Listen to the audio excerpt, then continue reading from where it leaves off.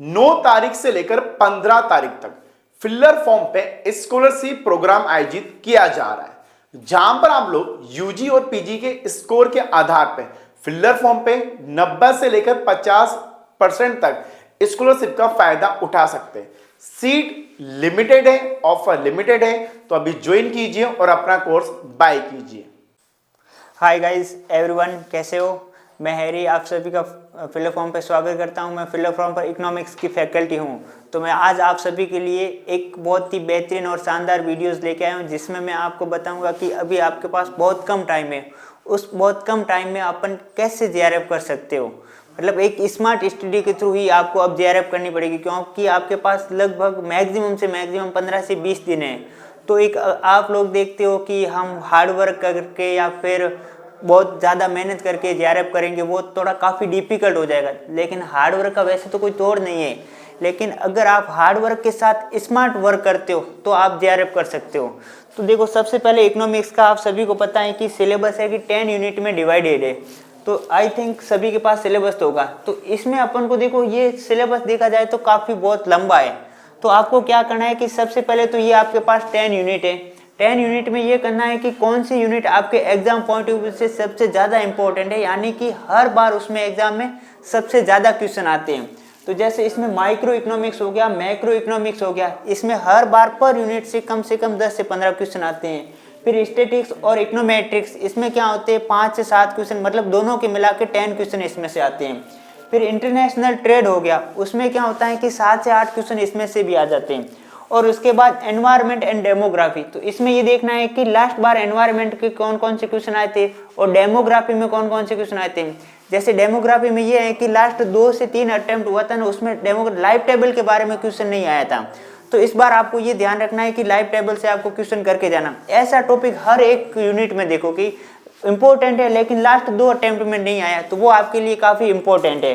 फिर money and banking बहुत सा सिंपल है, और इसमें किस टाइप के क्वेश्चन आते हैं, जैसे मॉनेटरी पॉलिसी से इसमें से ज़्यादा क्वेश्चन आते हैं, लिक्विडिटी से ज़्यादा क्वेश्चन आते हैं, L1 L2 3 का रेशियो पूछ सकता है आपको, और फिर M1 का वो एक ट्रेंड पूछ सकता है, तो वो काफ़ी इंपॉर्टेंट रहेंगे। और उसके बाद पब्लिक इकोनॉमिक्स में ये होता है कि आपको एक कमेटी के बारे में ज़्यादा क्वेश्चन आता है। जैसे बाकी गुड्स के बारे में आएगा, जनरल थोड़ी बहुत थ्योरी आएंगी, वो आ जाएंगे, लेकिन कमेटी वाला जो सेक्शन है ना, वो जरूर याद करके जाए। तो कमेटी में क्या करना है, सबसे पहले तो आपको कमेटी को एक क्रोनोलॉजिकल ऑर्डर से कवर करना है, और उसके बाद में ये कमेटी किसने दी थी और इसकी सिफारिश क्या थी और इसका मेन इंप्रूवमेंट वगैरह क्या थे, वो ध्यान देखना है।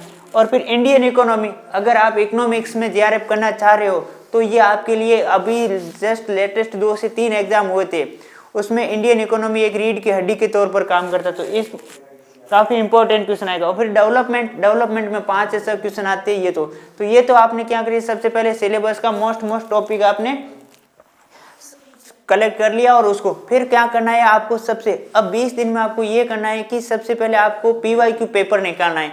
पीवाईक्यू पेपर ऐसे नहीं निकालना कि इसका ऑप्शन कौन सा है आपने देख लिया और उसका आंसर दे दिया। आपको ऐसे करना है कि जैसे ये 4 अदर 3 ऑप्शन है, वो उसका आंसर क्यों नहीं है तो ये जैसे 1 ऑप्शन है वो इसका आंसर क्यों है, और ये किस टॉपिक से आए, तो वो वाला टॉपिक रीड करो। उसके बाद में ये क्वेश्चन होगी, तो ये जैसे हो गया। और उसके साथ हमारे फिलर फॉर्म में काफ़ी ज़्यादा आपके लिए मॉक टेस्ट अवेलेबल है, पीवाईक्यू अवेलेबल है, बहुत ही इंपॉर्टेंट है, और विद सॉल्यूशन दे रखा है, वो कवर करो।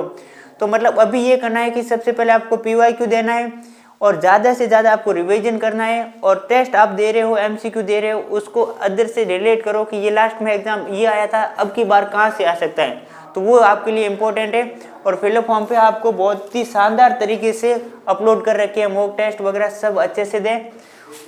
और कोई इसमें ये है कि ज़्यादा से ज़्यादा आपको रिवीजन करना पड़ेगा। अगर आप रिवीजन नहीं कर पाओगे, अगर आप नया पढ़ते जाओगे, जैसे ऐसा है कि मैं कोई स्टूडेंट, मतलब अभी इस टाइम में आपको ये करना है कि बाकी एवरेज स्टूडेंट है, एवरेज स्टूडेंट से आपको एबो जाना है, एक एडवांस स्टूडेंट की तरफ जाना है, और ज़्यादा से ज़्यादा मॉक टेस्ट देके वैसे आप इसको इम्प्रूवमेंट कर सकते हो। ठीक है, बाय बाय, टेक केयर। 9 तारीख से लेकर 15 तारीख तक फिलर फॉर्म पे स्कॉलरशिप प्रोग्राम आयोजित किया जा रहा है, जहां पर आप लोग यूजी और पीजी के स्कोर के आधार पर फिलर फॉर्म पे 90 से लेकर 50% तक स्कॉलरशिप का फायदा उठा सकते हैं। सीट लिमिटेड है, ऑफर लिमिटेड है, तो अभी ज्वाइन कीजिए और अपना कोर्स बाय कीजिए।